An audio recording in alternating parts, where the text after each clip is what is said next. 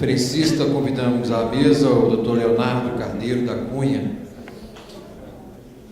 que é doutor pela Pontifícia Universidade Católica de São Paulo, pós-doutor pela Universidade de Lisboa, procurador do Estado de Pernambuco, advogado e consultor jurídico.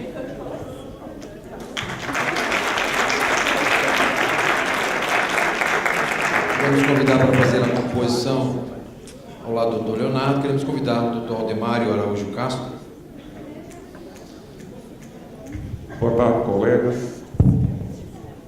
Inicialmente eu gostaria de agradecer a deferência da minha participação aqui na mesa. Acredito até que essa lembrança se deve à antiguidade, ou talvez à velhice na Procuradoria. Depois de 20 e tantos anos como procurador da Fazenda, lembraram o pessoal da terceira idade, né, para ser prestigiado nesse evento. Vou aproveitar 2, 3 minutinhos antes da palestra do professor Leonardo para fazer 2 ou 3 brevíssimos registros, se ele me permite. Um é que, na condição de procurador da Fazenda há 20 e tantos anos, e até de ex-coordenador-geral da dívida ativa da União, eu fiquei muito feliz com as exposições que foram feitas na mesa anterior sobre cobrança da dívida ativa, porque essa é uma preocupação que existe na Procuradoria desde sempre, né? E já em 1999, 2000, quando eu coordenei a dívida ativa, aliás, chegamos a uma situação de 2 procuradores na coordenação da dívida ativa. Hoje o pessoal diz que tem 40 procuradores na coordenação geral da dívida ativa. Eu fico espantado. Na minha época eram 2, chegamos a ter 2 procuradores em exercício. E o que a gente já dizia lá naquela época, 1999, 2000, até escrevi alguns textos sobre isso, é que essa é uma atividade extremamente nobre que precisava trabalhar com as ideias de administração de quantidade e que o procurador da Fazenda fosse efetivamente um profissional de inteligência e não simplesmente aquele que carimbasse papéis ou desse andamento burocrático aos processos de execução. E me parece que o que a gente ouviu aqui na mesa anterior é que exatamente essas ideias estão sendo colocadas em prática, né, de administração de quantidade, de inteligência na atividade de recuperação dos créditos. O lado triste dessa história é que, é preciso sempre registrar e pontuar isso, é que nós não temos, principalmente agora, e isso se arrasta há muito tempo na Procuradoria-Geral da Fazenda Nacional, a tranquilidade institucional para colocar projetos como esse em prática. Nós vivemos em eternos sobressaltos das dificuldades de todas as ordens para que esse tipo de projetos avancem. Dificuldades que levam em conta a ausência de prerrogativas, condições de trabalho, questões de natureza remuneratória. Então, por mais bem pensadas que sejam essas ideias, elas sempre esbarram em dificuldades enormes de implementação. Então, se por um lado é com felicidade que a gente ouve esse tipo de projeto ser desenhado, por outro lado a gente tem uma tristeza de ver que as condições de implementação deles ficam se arrastando e as dificuldades são enormes de implementação. Mas vamos para frente, né? Vamos para frente. Já me pouparam uma das missões aqui de quem preside a mesa, que é apresentar o palestrante, já foi apresentado pelo chefe de cerimônia.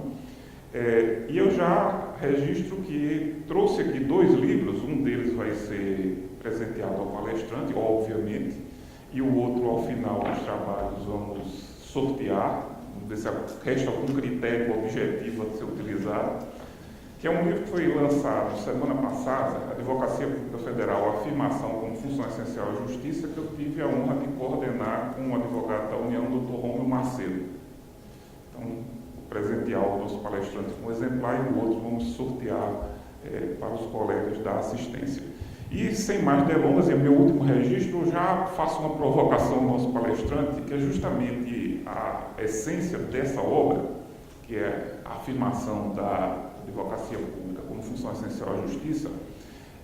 Nós estivemos, muitos aqui, numa atividade quase diária do Congresso Nacional, acompanhando a tramitação do novo CPC, e a maioria de nós estava muito focado na inserção no CPC da regra sobre os honorários advocatícios.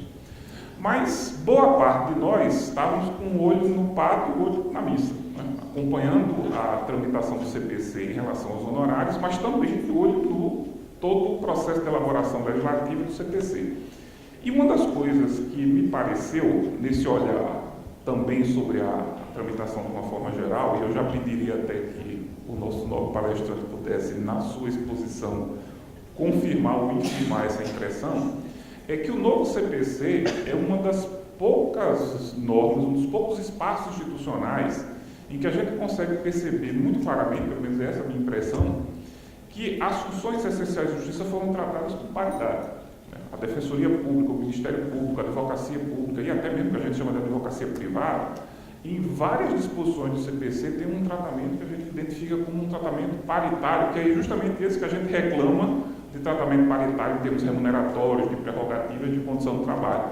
Então, uma das coisas que a gente tem dito é que o novo CPC é um daqueles paradigmas que mostram que a advocacia pública, assim como as outras funções essenciais de justiça, tem que ter um tratamento adequado e paritário. Mas como eu já falei muito, e nós estamos aqui para ouvir o doutor Leonardo, vamos passar a palavra para ele, e eu utilizo essa condição aqui de estar presidindo a mesa para fazer essa provocação e pedir na sua exposição uma confirmação ou uma eventual infirmação dessa percepção, que não é minha, é uma percepção que parece que dentro da advocacia pública ficou muito marcada, muito clara com a edição do novo CPC.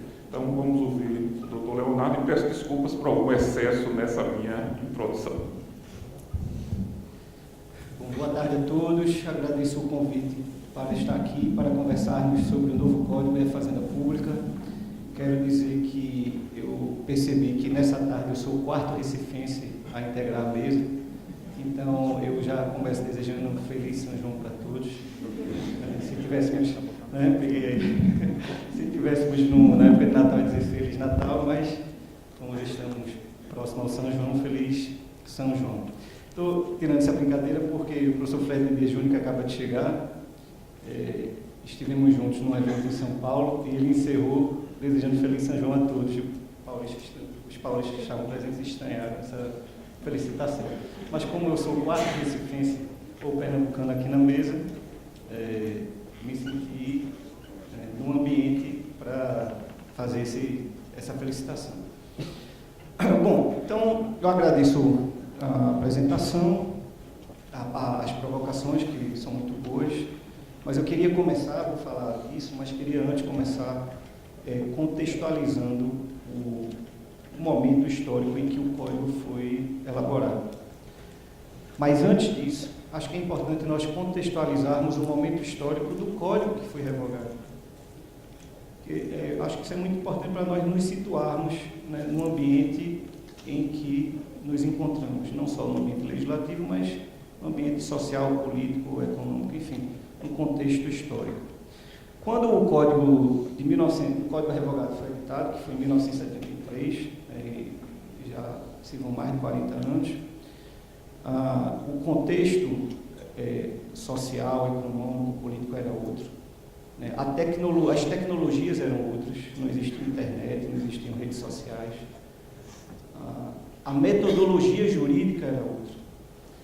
No âmbito da administração pública, no âmbito do direito público, prevalecia a ideia de que era impossível reconhecer o direito quando a questão fosse judicializada. E isso terminou, pragmaticamente, criando um dogma de que precisamos recorrer até o fim. Eu, quando ingressei na Procuradoria-Geral do Estado de Pernambuco, em 1998, me foi dito que nós tínhamos que recorrer até o fim e, no final, teríamos que ingressar com ação rescisória. E se não ganhássemos na rescisória, dá um jeito de entrar com a rescisória da rescisória. Sim, cabe a rescisória da rescisória em algumas hipóteses. E isso era fruto dessa ideia de que, judicializada a questão, a administração não pode reconhecer o direito. Então, esse era um ponto que prevalecia ou prevaleceu, ou talvez ainda tenhamos algum resquício até hoje dessa ideia, dessa forma de pensar. Essa forma de pensar gerava também uma outra situação, que era a ideia da impossibilidade de transacionar. A administração pública não pode transacionar, o direito é indisponível, é intocável, ninguém pode mexer nisso. E vejam como isso está muito ligado com a ideia anterior. Se a questão foi judicializada, tem que aguardar a decisão judicial transitada em julgado. Não se pode mais tocar no assunto. Nessa mesma época, não existia advocacia pública. nós sabemos que a advocacia pública surgiu com a Constituição de 88. Saulo Ramos, no livro que escreveu antes de falecer, O Código da Vida, ele disse que foi ele que criou a advocacia pública. Ele fez tudo, toda uma vida criada ao acaso, todas as oportunidades surgidas ao acaso, ele foi o cara. Sem ele não existiria a AGU. Mas, enfim, é um dado que confirma que a advocacia pública surgiu a partir de 1988. Até então, a administração pública era, em muitos casos, inclusive na execução fiscal, defendida pelo Ministério Público. Não é sem razão que o Código dizia que o Ministério Público tinha prazo inquádruplo para contestar. Eu não conheço alguém que tenha proposto uma ação contra o Ministério Público, de lá para cá, mas digo pelo menos de 88 para cá. Mas havia a previsão de prazo inquádruplo para o Ministério Público contestar, quando ele contestava em defesa do poder público. A ideia da legalidade, o princípio da legalidade naquela época também era concebido de modo a que texto e norma se confundissem. Era uma época de que o juiz era a boca da lei e a norma era exatamente o que estava no texto. E hoje a metodologia jurídica nos mostra que não é mais assim. Nós temos termos indeterminados, nós temos em enunciados normativos cláusulas gerais, e isso muitas vezes faz com que o administrador, o intérprete e até mesmo o juiz se afaste um pouco, respeitando o limite semântico do texto, mas se afaste um pouco para dar uma interpretação que se ajuste melhor àquela peculiaridade. Também naquela época as normas constitucionais eram programáticas. Havia ali o ideal a ser alcançado, mas se não se conseguisse, tudo bem, não tinha problema. Era só um ideal, eram normas programáticas. E muitas das prerrogativas da Fazenda Pública foram construídas por conta de uma deficiência estrutural. Não tinha advocacia pública, a estrutura era mínima, um órgão que hoje tem 40 procuradores tinha 2, e era excelente ter 2, temos 2. Então, a falta de estrutura fez com que se tivesse prazos diferenciados e remessa necessária. Remessa necessária, com o perdão do pleonasmo, era necessária porque não tinha gente suficiente para recorrer. E havia o risco de decisões indevidas, condenações absurdas, etc. E, com o tempo, já mais recentemente, por conta de contextos econômicos, foram surgindo leis que vedaram a concessão de liminares e provimentos de urgência contra o poder público. Então, esse era o contexto do Código que foi revogado. O novo Código surge num contexto totalmente diferente, num contexto em que se reforça e se dimensiona mais ainda a ideia do Estado democrático de direito. É um Estado em que a legalidade não é simplesmente a lei, legalidade devia ser chamada de juridicidade ou constitucionalidade, acima da lei tem a Constituição, tem todo um ordenamento jurídico, não é só a lei, o paradigma não é só ela, mas é um contexto em que se exige isonomia, não a isonomia de que é todo mundo absolutamente igual, mas a isonomia aristotélica ou para alguns pitagórica, em que os desiguais são tratados desigualmente e os iguais igualmente, enfim, uma isonomia material, não só formal. É um Estado em que se cultua a segurança jurídica e se reclama pela confiança legítima. Então, preciso confiar nos atos públicos.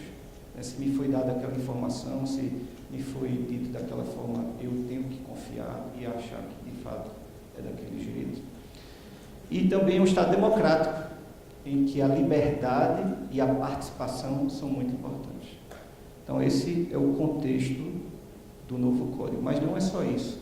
O novo Código surge num contexto em que a litigiosidade é de massa. Nós temos uma litigiosidade massificada, porque vivemos num mundo massificado. O problema de um é o problema de muitos. Um tributo cuja constitucionalidade está sendo exigida, interessa e repercute para muita gente ao mesmo tempo. Uma contribuição previdenciária de determinada fonte pagadora pode ser indevida ou não para muita gente. Fora as outras hipóteses que estão além do direito tributário, questões de consumidor, questões até mesmo de direito sucessório, de direito familiar, questões jurídicas que repercutem para uma série de pessoas e que podem gerar uma quantidade, e tem gerado uma quantidade grande de demandas judiciais.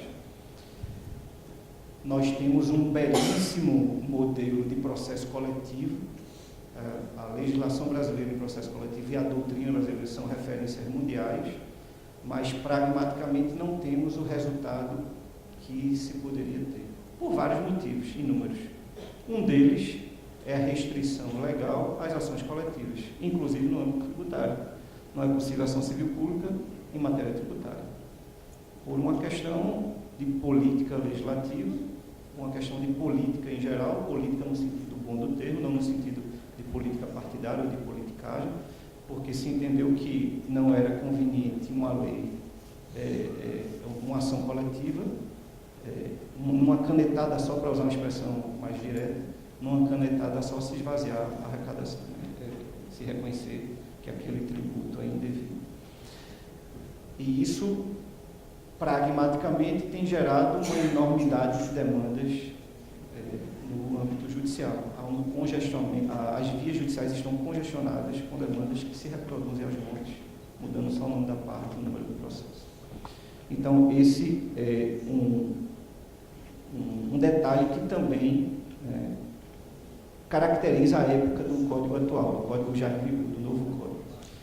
Também é uma época em que aplicamos direitos fundamentais, princípios, normas fundamentais, não só regras, mas também princípios, enfim, temos normas fundamentais. Princípio passou a ser norma junto com a regra. Texto e norma não se confundem, então temos aí já consolidada a ideia de que a norma é o fruto da interpretação de um texto e o juiz, quando decide, ele está também criando uma norma. E a partir disso, passamos a ter a ideia de que jurisprudência é norma, e aí não é mais certo chamar jurisprudência precedente, e temos que saber trabalhar com precedente. Aplicar precedente não é transcrever uma emenda e fazer uma subsunção como se fosse um texto normativo, é entender o caso, ler o relatório, ver se aquelas peculiaridades fáticas se aplicam ao meu caso, se aquela fundamentação de fato é adequada a dar solução a esse outro caso. Também o Código surge num momento em que a administração pública ela é uma administração gerencial, é uma administração que deve ser gerida com eficiência. E isso ficou evidente aqui nas exposições que me antecederam, a necessidade de ter eficiência administrativa. E essa eficiência não deve existir só no âmbito administrativo, ela deve existir também no âmbito judicial. O juiz, para o novo código, é um gestor, além de juiz, ele é um gestor, e não só um gestor de pessoas, um gestor de materiais, gestor da vara, da unidade judicial, porque aí é gestão administrativa, mas é também gestor do processo.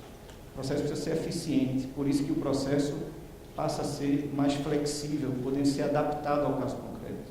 Não só por uma decisão do juiz, mas também por negócios processuais. É possível adaptar o processo à realidade do caso. É um código em que a advocacia pública está consolidada. Cada vez mais, as procuradorias são bem estruturadas, com procuradores qualificados, muitos com mestrado, doutorado, pós-doutorado, são professores, participam de eventos, escrevem livros. A professora Rita acabou de sortear um livro dela. A procuradoria está num ambiente que nunca esteve, e tudo isso interfere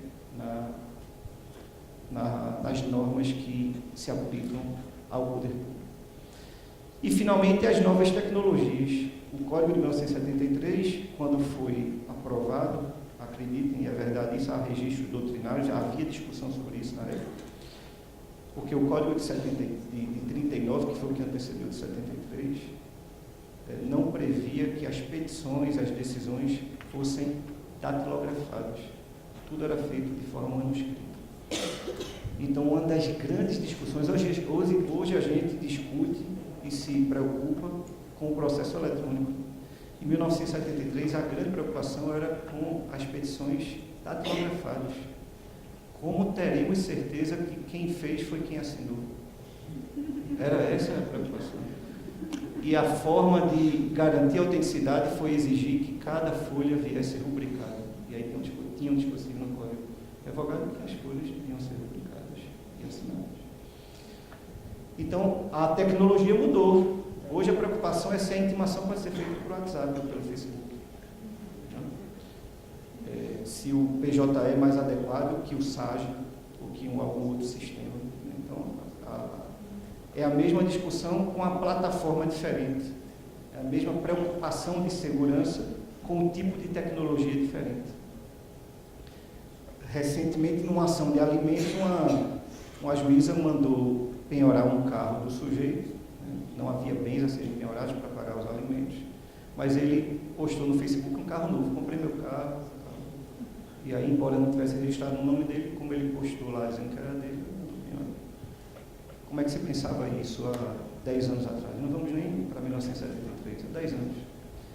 Então, o código anterior previa que a fotografia, como prova, deveria vir acompanhada do negativo. Se você usar essa frase para alguém de até 20 anos de idade, ele vai entender. Como assim negativo? Então, era outra ideia. Então, o código ele veio com todo esse contexto social, estrutural, institucional, jurídico, tecnológico, né, adaptando a essa realidade. E é um código que se preocupa com a solução da disputa, saindo da ideia de julgamento para a solução. O código quer solução e não necessariamente julgamento. A solução não passa necessariamente pelo julgamento. Há muitas situações em que a autocomposição é o melhor caminho. E aí, pode parecer excessivamente retórico o que eu vou dizer, mas a retórica ajuda a compreender as coisas. Nós sempre estudamos que mediação, conciliação e arbitragem são meios alternativos de solução de disputas. Para o novo código, eles são meios adequados de solução de disputas. A depender da situação, a medida judicial será o meio alternativo. Vou voltar ao exemplo do direito de família, que é bem paradigmático e é fácil de visualizar. Uma disputa, um divórcio muito litigioso, com muita disputa, com muita mágoa recíproca, é melhor ser conduzido por uma mediação. O processo judicial não resolve. A experiência mostrou isso. Há vários casos em que uma ação se transforma em mais 5. As petições são feitas com o fígado. Depois de 20 anos de desgaste, faz-se um acordo de qualquer jeito para se livrar do problema. E esse desgaste todo envelheceu todo mundo e gerou problemas familiares irrecuperáveis. Se tivesse havido uma mediação, a solução teria sido bem melhor. Em alguns relatos que foram apresentados pela doutora Annelise, né, de dificuldade de recuperação do crédito, de recebimento do valor, talvez uma mediação tributária pudesse resolver. A gente ainda está um pouco longe disso. A nossa cabeça, a nossa formação ainda é um pouco avessa à ideia de mediação tributária. Porque no âmbito tributário nós raciocinamos com a ideia da negociação competitiva e não da negociação colaborativa. Ou seja, eu quero receber o crédito. Você deixar de receber 1 centavo é renúncia de receita.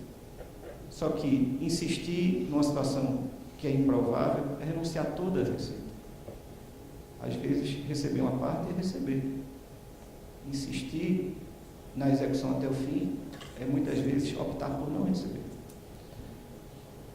Então, a gente precisa pensar nisso. A lei de mediação, que é a lei 13.140, que é posterior ao código, anterior ao início à vacatio legis, mas posterior à sua aprovação, tem uma parte dedicada ao direito tributário muito tímida ainda. Primeiro, na própria linguagem, ainda resgatando a ideia do direito indisponível, porque o novo código não usa mais a dicotomia direito disponível e indisponível. Ele diz direito que admite autocomposição. É bem diferente. O direito é indisponível e admite autocomposição. Mas a lei de mediação retrocedeu na linguagem e voltou a usar a expressão direito indisponível, podendo causar uma dificuldade para que haja mediação. E no âmbito tributário, dá como grande exemplo a transação por adesão. Então, se faz um documento e o contribuinte que quiser que adira. Em algumas situações massificadas, talvez seja a fórmula ideal. Mas em alguns desses casos que foram relatados aqui, não há mediação, não há convencimento, a não ser que o sujeito realmente precise, de qualquer jeito, para prosseguir na sua atividade, obter uma certidão, ou obter um financiamento.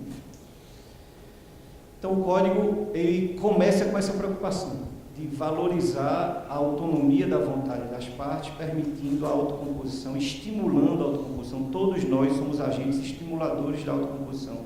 Todos os profissionais de direito, advogados, juízes, promotores, serventuários, defensores públicos, advogados tanto públicos como privados, todos devem estimular e promover a autocomposição. Não porque se deva autocompor de qualquer jeito. Devemos estimular se for o caso, se for possível.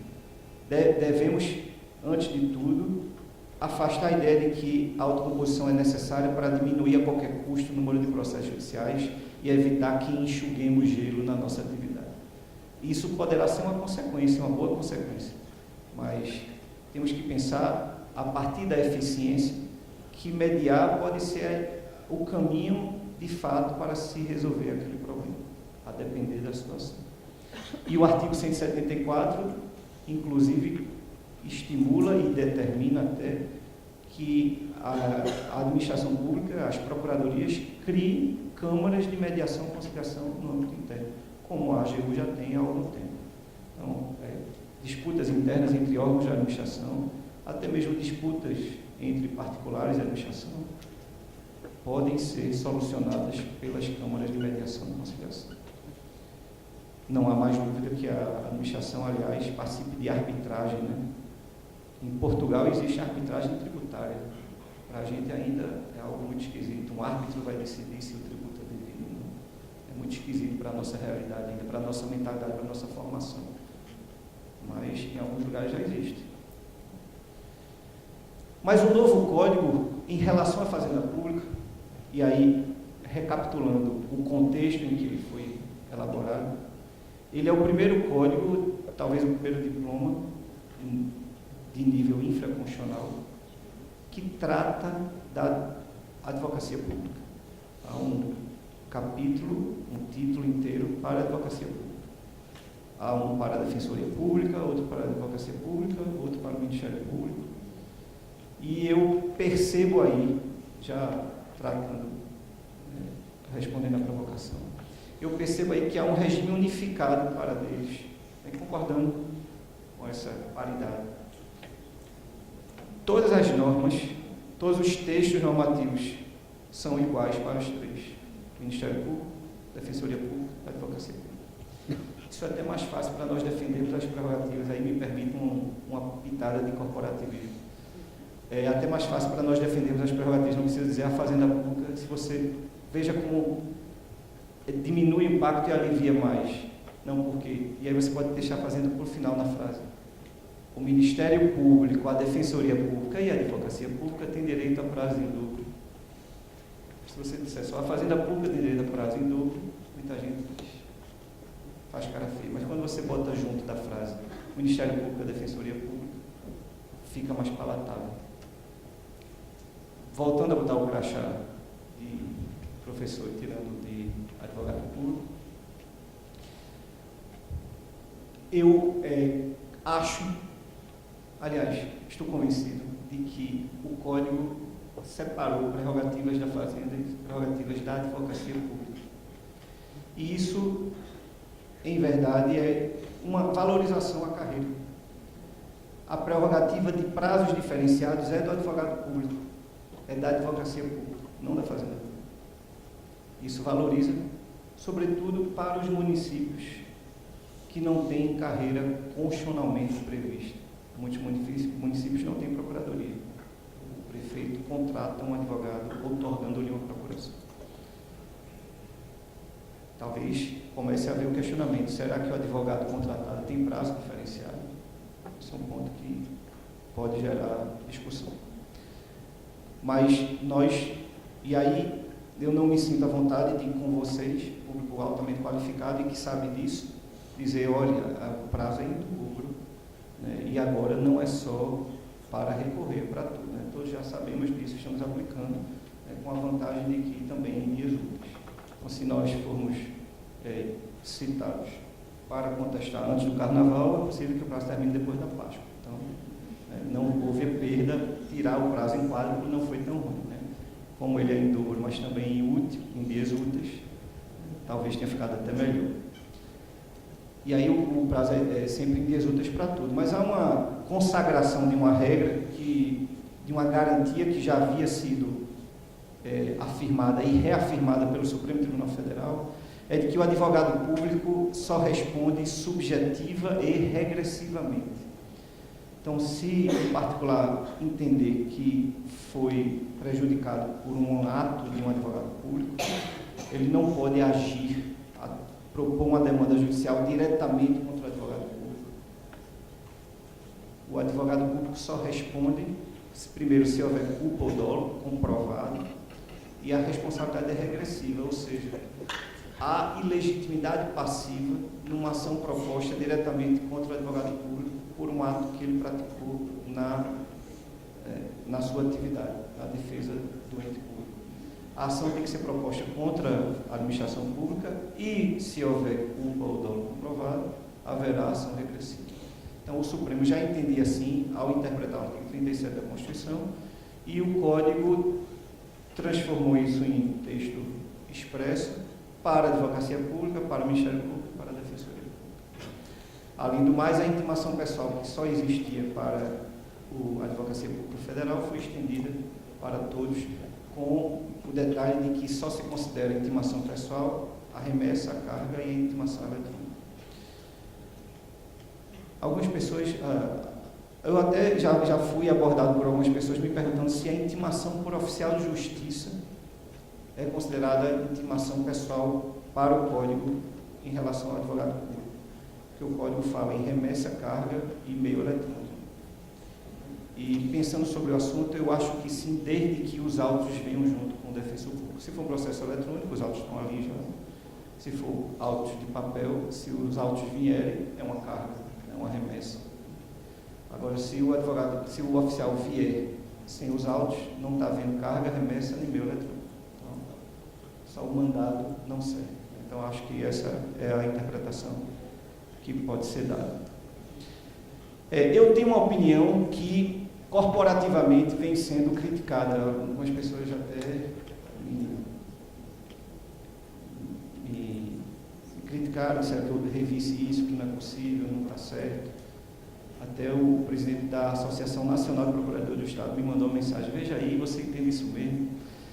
Mas veja, eu estou defendendo isso, interpretando com isenção, sem corporativismo. Vocês sabem que o novo Código estabelece que de 20 de dezembro a 20 de janeiro não contam os prazos. A OAB está chamando isso de férias dos advogados. Mas o parágrafo 1º desse artigo 220 ressalva os juízes, membros do Ministério Público, defensores públicos e advogados públicos. Por quê? Porque cada um deles já tem férias individuais. Então, nesse período, todos esses agentes estão exercendo suas atividades normais. Então, se houver um prazo, ele está correndo para o advogado público. Eu até já escrevi isso e, como eu disse, fui criticado. Muita gente dizendo, não, ele está exercendo sua atividade normal dentro da procuradoria, não está contando prazo.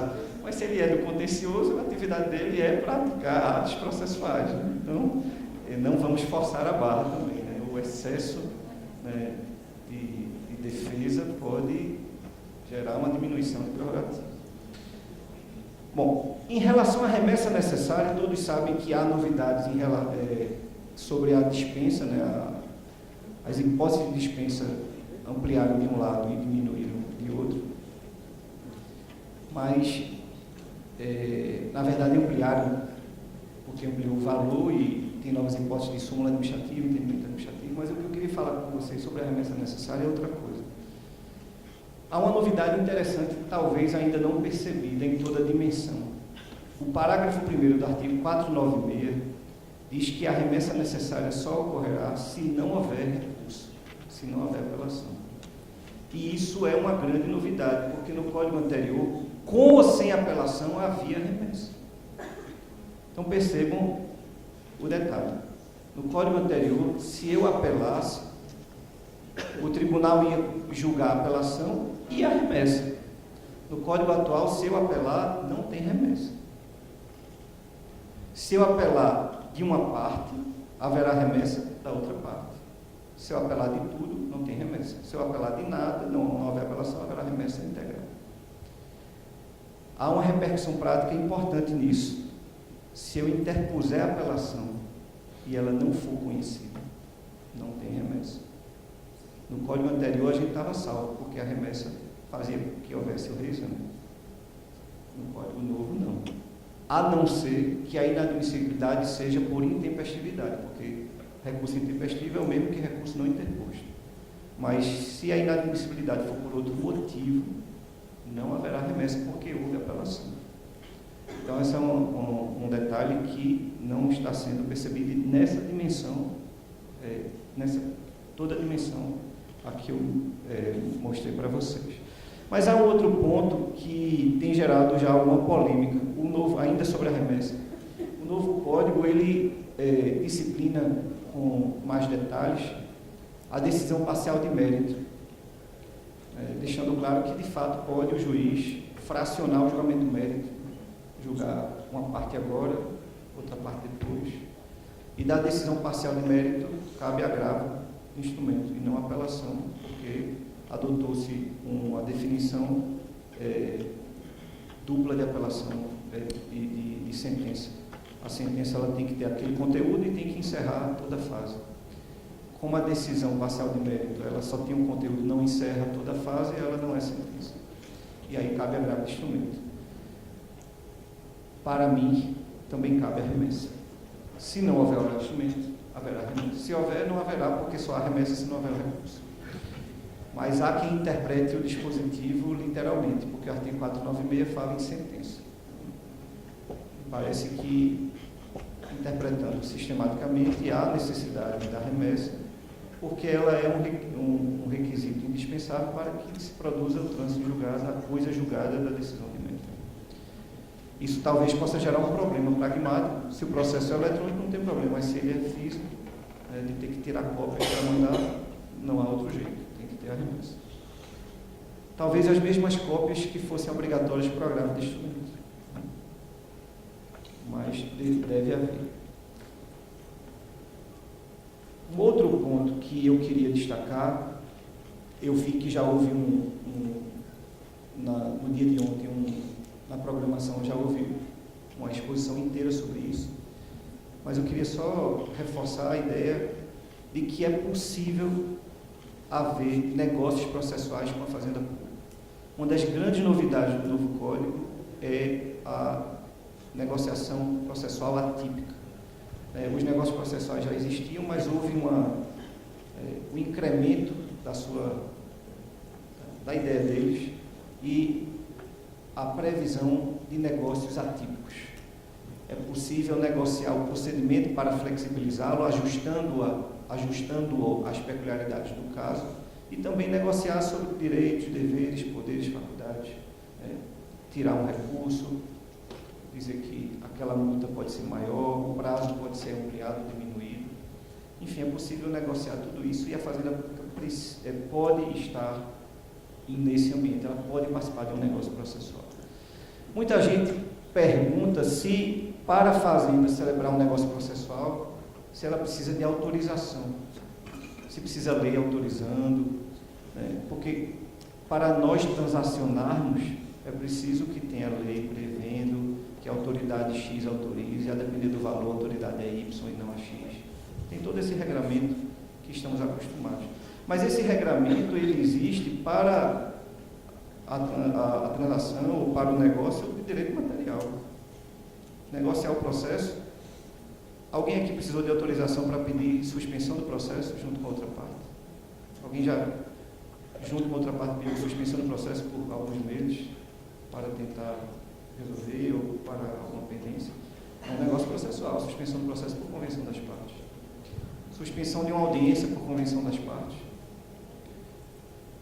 Então, vejam, um negócio, o código fala em negócio, a gente fala em negócios atípicos, mas o código sempre, a gente sempre fez negócios atípicos. Quem aqui já não participou de uma audiência de instrução e julgamento em que no final se pede para que as razões finais, em vez de serem orais, sejam por escrito? Só que o código prevê que as razões finais por escrito sejam em 10 dias, no prazo comum de 10 dias. Então é comum os advogados pedirem ao juiz, tem um prazo sucessivo, 10 dias para um, 10 dias para o outro. E aí o que vai falar primeiro diz, mas eu vou apresentar minhas razões, quando ele for falar já vai ver o que eu disse. E as razões dele na verdade serão contra-razões. Então vamos fazer 10 dias para um, 10 dias para o outro e fixar uma data para ambos depositarem. Não, beleza, está feito. O que é isso? Um negócio processual atípico, sem estar previsto na lei. Mudando o prazo, que era comum, virou sucessivo, com a data comum para depósito. Isso se faz muito. Advogados públicos fazem isso, precisa de autorização. Então vejam, a disponibilidade ou indisponibilidade do processo é a mesma para todo mundo. O negócio processual, ele negocia o processo, não é o direito material. Prorrogar um prazo, as partes concordam em que a lei estabelece que é 15 dias para falar sobre o documento, vamos botar 30, porque são muitos documentos. A disponibilidade ou não do processo é a mesma para todo mundo. Os graus de disponibilidade, eles existem para o direito material, mas o processo é ou indisponível para todos. Então, a meu juízo, não é necessário que a fazenda precise de autorização.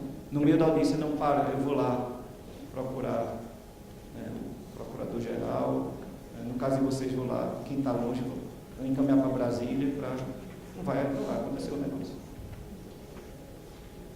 Então, me parece que não é necessário. E um negócio processual muito interessante para todos, já que estamos falando de eficiência. Eficiência é o grande tema da pauta. É um grande ponto para a eficiência no processo, é o calendário processual, que está no artigo 191 do Código. As partes, juntamente com o juiz, podem já fixar todas as datas para a prática dos atos. Fixando a data para a defesa, a data para a réplica, a data para a audiência. E não achem que isso é inviável. Já está acontecendo muito lá em Recife. Eu mesmo já fiz um. E em processos com grande discussão, o advogado nem olha para o outro, as partes nem se bicam. Aliás, só falta sair faísca e se faz o calendário na rua. Que é bom para todo mundo, as datas já estão ali fixadas, não precisa esperar a intimação com risco de não perceber ou de chegar num momento ruim. O cartório precisa estar movimentando o processo. Bom para todo mundo. O calendário que eu fiz, o processo foi todo agendado, já teve audiência de instrução, geralmente já teve tudo em 2 meses, já está pronto para a sentença. Você já caminhou com tudo agendado, porque você elimina os tempos mortos de ficar tantos meses numa estante, tantos meses na outra, tem que despachar, expedir um mandado, tudo isso é eliminado. Então, é algo muito importante. Ainda sobre a fazenda do novo código, há uma novidade que tem angustiado muita gente, sobretudo em relação ao poder público, que é a tutela provisória, sobretudo a tutela provisória antecedente satisfativa de urgência. Tutela provisória antecedente satisfativa de urgência. Ou tutela provisória de urgência satisfativa antecedente. Que é aquela em que a urgência é contemporânea à propositura, o caso é muito urgente, não dá tempo de fazer tudo. Você faz uma petição qualquer pedindo a concessão da medida. Se o juiz conceder, o autor terá um prazo para aditar e trazer, porque foi muito urgente, não deu para ele fazer a petição toda. E o réu terá um prazo aí para recorrer. Se não recorrer, haverá estabilização da tutela. Aquilo que foi dito pelo juiz se estabiliza e as partes, qualquer uma delas, tem 2 anos para entrar com a ação para pedir para rever, para que aquela cognição que foi sumária, se aprofunde até chegar à exauriência e ter coisa julgada. Mas se não vai estabilizar, depois de 2 anos a estabilização se consolida, não é uma coisa julgada, mas é uma estabilização criada pelo Código. Muitos vêm dizendo que essa estabilização se aplica à fazenda pública. E o grande exemplo para isso é ações que não envolvem o âmbito tributário, mas que existem muito no âmbito das procuradorias, que é ações para fornecimento de medicamento, para tratamento de saúde. Muitas vezes aquele medicamento é disponível, mas a partir de uma dificuldade burocrática consegue eliminar, é disponibilizado normalmente, não se recorre, estabilizou, tudo bem. Tem aí 2 anos para ver se não tinha nada errado para eventualmente propor uma ação. O que se questiona é se essa estabilização, que não é conjugada, mas é uma estabilização, se ela precisa também de remessa necessária. Já começou a haver esse debate no âmbito doutrinário. Há quem diga que sim, e há quem diga que a remessa necessária é desde logo, assim que estabiliza, e há quem diga que não, que depois de 2 anos.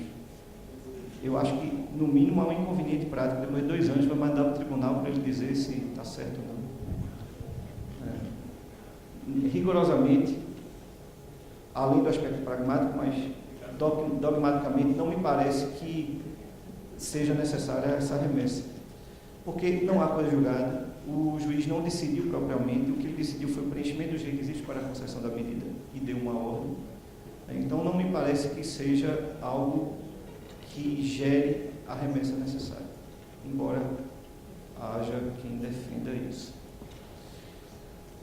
Ainda sobre os reflexos do Código na fazenda pública, vejam que nós, que trabalhamos com o poder público,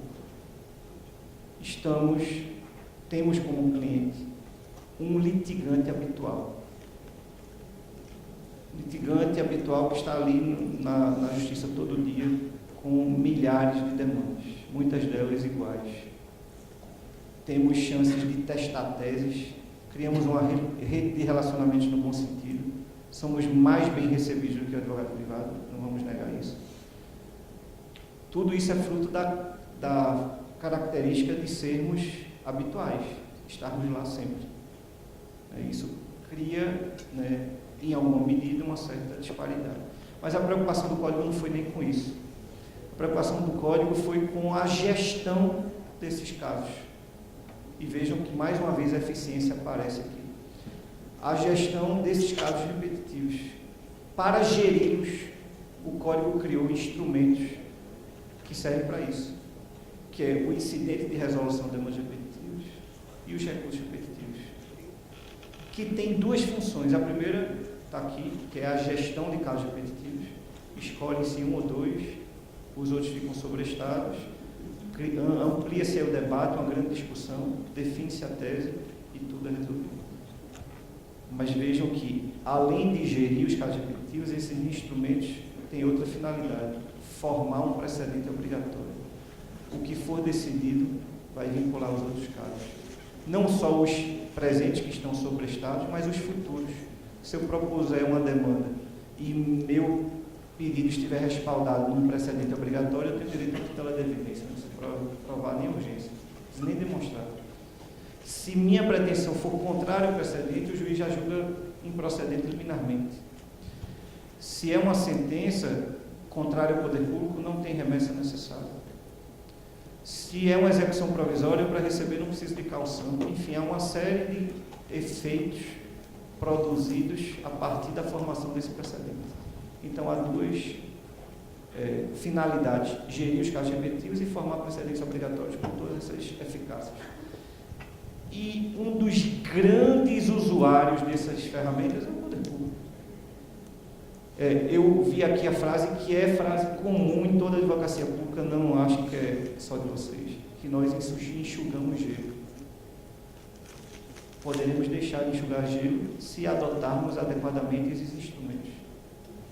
Em vez de estar insistindo numa tese que já foi rechaçada ou está com dificuldade de ser rechaçada, instaura esse incidente, tudo fica suspenso. Vai discutir com detalhes, conversando com todos, apresentando memoriais, tudo, debate, cria a possibilidade de audiência pública, traz especialistas, define a tese, tudo resolvido.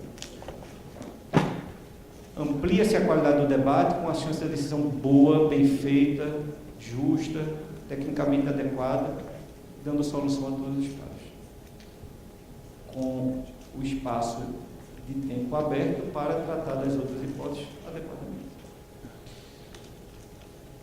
Sobre a execução contra a fazenda pública, o Código não pôde mudar muito, porque esse é um assunto que está todo constitucionalizado, mas ele sistematizou melhor a situação, seguindo a regra geral de bipartir o procedimento. Se o título é judicial, é um cumprimento de sentença, a fazenda se defende por impugnação e não por embargos, e não é citada, basta ser intimada.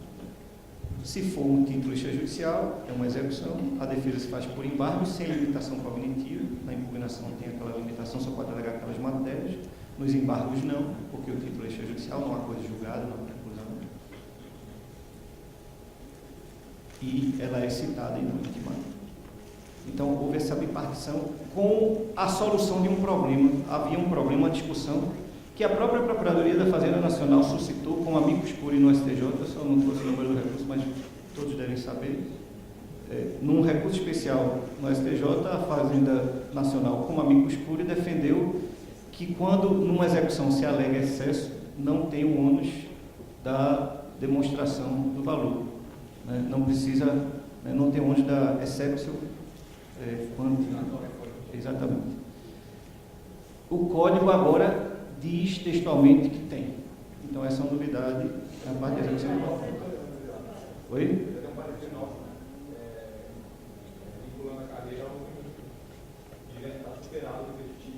Exatamente. Então, agora tem... Né? É porque, na verdade, eu acho que o caso do repetitivo, a hipótese era de liquidez e não de excesso. Né? Quando há o excesso, de fato, tem que demonstrar qual o valor. E um ponto que eu irei ver aqui diversas caretas, né? Mas aqui, na minha opinião, o incidente de desconsideração se aplica sim à execução fiscal. Por que eu acho isso? Veja, por que nós... Presta atenção, não abuso. Por que há essa resistência? Por que há essa resistência? Porque nós nos acostumamos, talvez seja duro o que eu vou dizer, mas nós nos acostumamos com o errado, ele virou certo. E agora se reestruturar para o certo é ruim. Nós nos acostumamos a não ter contraditório e achamos que isso é certo. Não é. Veja, o espaço cognitivo numa execução, você não tem espaço cognitivo para demonstrar uma fraude. E aí você inverte o contraditório, fazendo com que muitas vezes a prova seja diabólica. E o particular não tem como provar o contrário. Eu tenho a dupla experiência, sou advogado público e privado. Então eu conheço os dois lados. E é muito difícil, em algumas situações, a outra parte provar que não houve fraude.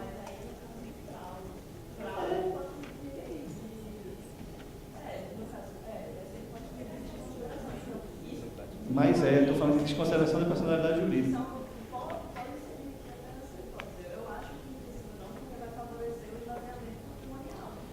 Não, mas aí não tem problema. Se há o risco, numa boa. Se há o risco de esvaziamento patrimonial, pede tutela provisória e bloqueia o dinheiro. Não tem problema. Nós temos tutela de evidência. Veja, tem súmula dizendo que a dissolução irregular é caracterização de permito de redirecionamento. Não precisa de urgência, é evidência que nós somos. Tutela de evidência. E aí, Rita, tutela de evidência. Oi? Não, eu sei que não é. Mas é porque, para mim, eu acho esquisito. O que é que está acontecendo? Muita gente está dizendo. Não cabe o incidente de desconsideração da personalidade jurídica na execução fiscal, porque as hipóteses de redirecionamento não são de desconsideração da personalidade jurídica. Quase todas não são mesmo. O artigo 135, 70, não são hipóteses de desconsideração, são hipóteses de responsabilidade do sócio. Mas veja que esquisito, você está dizendo, primeiro, está se apegando ao termo, como o incidente é de desconsideração da personalidade jurídica, ele não se aplica à responsabilidade do sócio. O incidente de desconsideração nada mais é do que uma intervenção de terceiros que estabelece contraditório para quem é terceiro e vai se tornar parte. Apenas foi dado o nome de desconsideração da personalidade jurídica. Dizer que ele não se aplica para o caso de responsabilidade do sócio é dizer o seguinte: o sócio não tem direito ao contraditório, só tem Não, ele não tem direito no caso de responsabilidade direta, ele só tem se for desconsideração. Quer dizer, me parece esquisito isso. Sistemicamente falando, eu não consigo entender essa diferença. O grande problema, de fato, aí, o grande problema é o risco de esvaziamento. Para isso, nós temos tutela provisória, de urgência e de evidência. Se há elementos que permitem o redirecionamento, há elementos que permitem a concessão da medida. Tem inclusive, a cautelar fiscal, que é muito mais forte do que isso.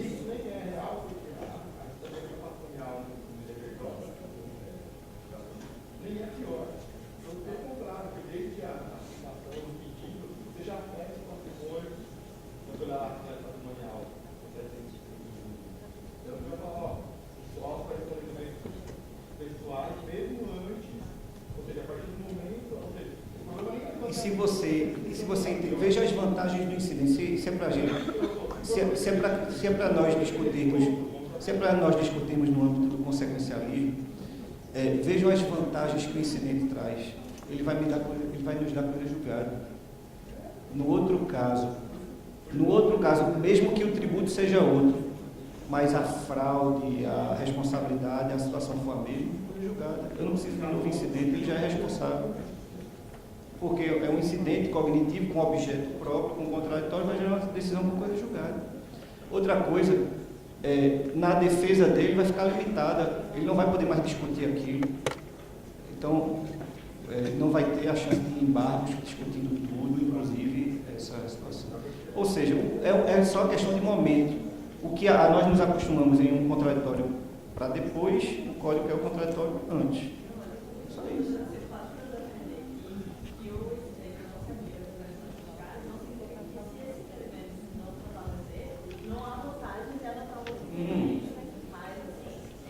Claro.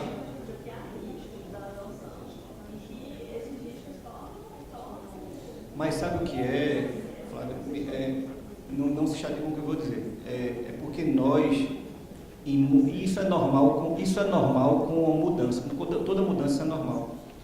A Lei 13.256, que fez voltar o sistema de admissibilidade do recurso especial extraordinário, também foi esse mesmo problema. Nós estamos pensando o novo com a cabeça do velho. Esse é o problema.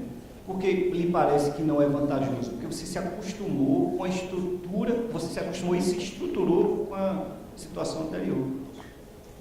Se você está pensando com a cabeça no velho, se você se estruturar para o novo, você vai dar garantias ao contribuinte, vai se estruturar e esse problema não vai existir. Vocês estão se estruturando para ter até a BIOA e o exército do lado. Então vai ter toda a investigação patrimonial, mas não tutela provisória.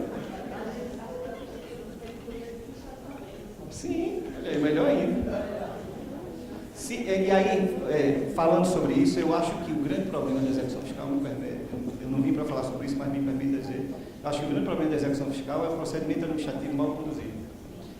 E por isso que eu gostei do que escutei aqui antes. Se o procedimento administrativo for bem conduzido, você esvazia toda a discussão da execução fiscal. Está tudo resolvido.